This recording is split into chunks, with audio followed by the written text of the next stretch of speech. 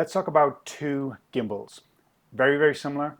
I've used them both. I like them both, and I like a lot of features that both have. And here's my thoughts on both.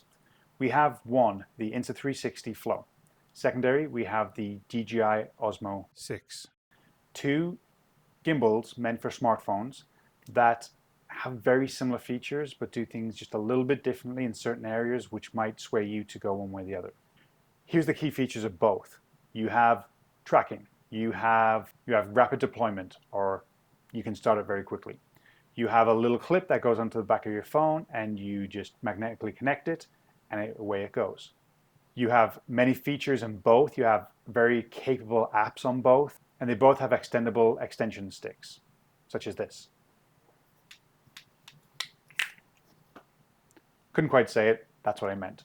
The other feature that the Flow has that the Osmo 6 does not is, you can see there, it has legs in the bottom. The legs are great, they work in a pinch. I wouldn't rely on it as being a stable platform for maybe as a time lapse. It's going to have some sway in there. But if you had to put the gimbal down, have your phone on top of it, and maybe extend the stick, it's going to stay in place. You're going to have a little bit of sway, but you can capture video, you can capture a picture fairly well, and it's a great innovative feature, right?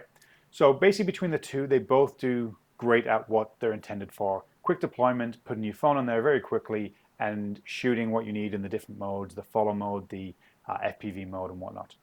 Where I think the Insta360 Flow gets ahead of the tracking, in the sense of it's looking at subject, and let's just say it walks by something, the person walks by a tree, the person walks by another person, and it will actively look for the person on the other side of the object, whether it's to the left or the right of it.